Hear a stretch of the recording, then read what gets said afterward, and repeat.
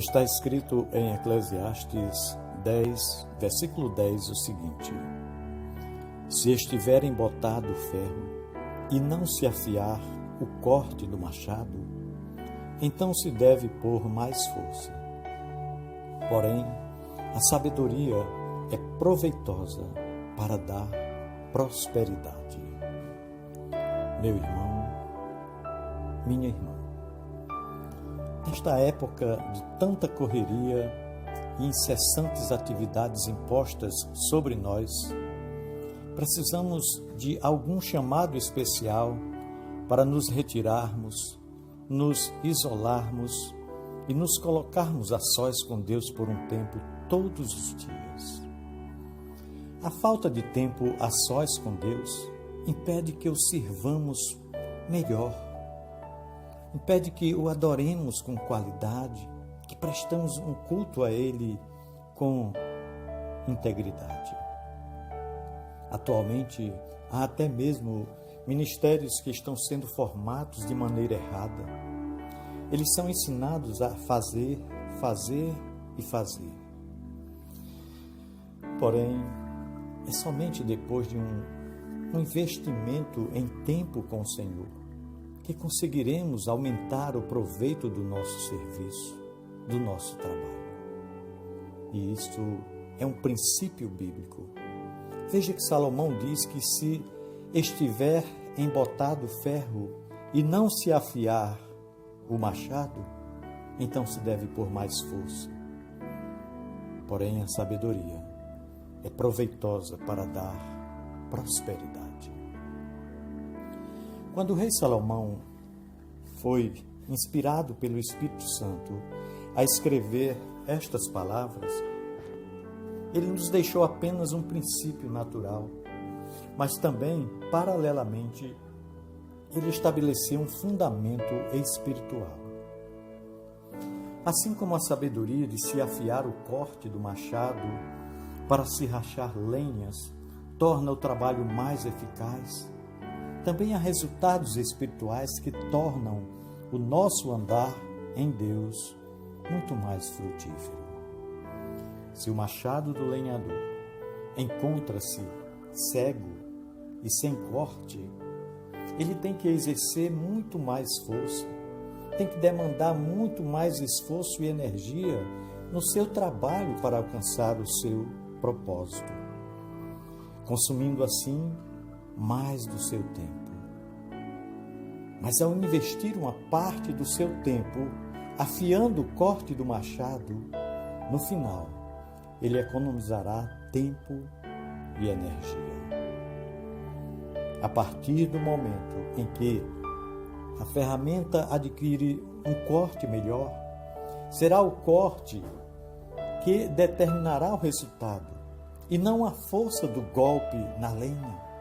Resumindo, se tentarmos economizar o tempo que usaríamos para a manutenção da ferramenta, acabaremos perdendo mais tempo ainda no trabalho que executamos. O povo de Deus precisa aprender urgentemente esta lição. O que precisamos aprender e provar na prática é que o tempo gasto com Deus, ou melhor, investido em Deus, é o machado sendo afiado.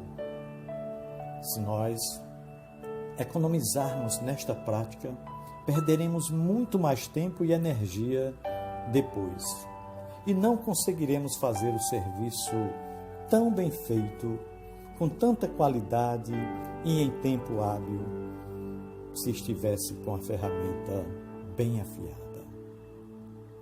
A correria gerada, principalmente pelo crescimento do ministério, pode tornar-se o maior inimigo do próprio ministério.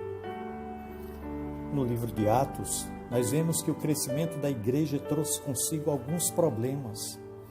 Atos 6, versículo 1 diz: ora, naqueles dias, multiplicando-se o número dos discípulos, houve murmuração dos helenitas contra os hebreus, porque as viúvas deles estavam sendo esquecidas na distribuição diária. Ou seja, era tanta gente se convertendo, tanta gente chegando à igreja, que alguns passaram a ser esquecidos. Os apóstolos então decidiram resolver não apenas o problema do atendimento a todos, mas também de voltarem ao que nunca poderiam ter negligenciado.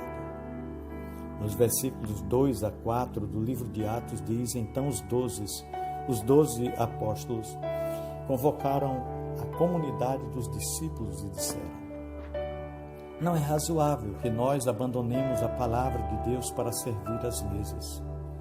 Mas, irmãos, escolhei dentre vós 7 homens de boa reputação, cheios do espírito de sabedoria, aos quais encarregaremos deste serviço.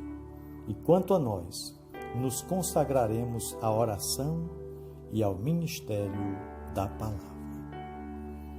Nada deve nos afastar de nossa fonte.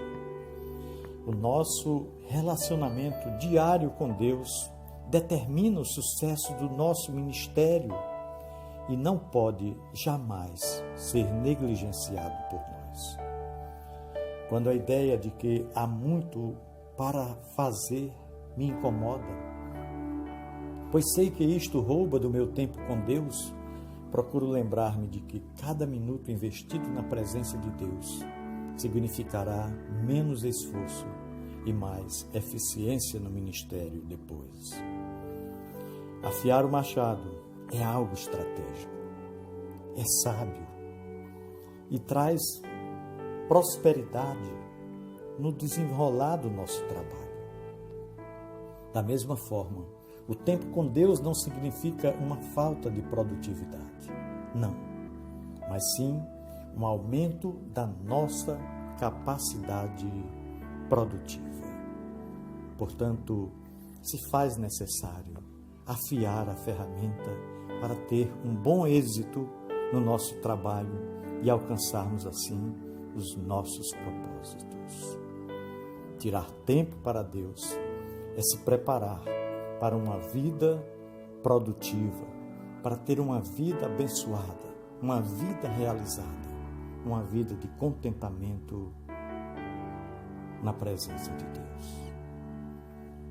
Pensemos nisso. No amor de Cristo. Amém.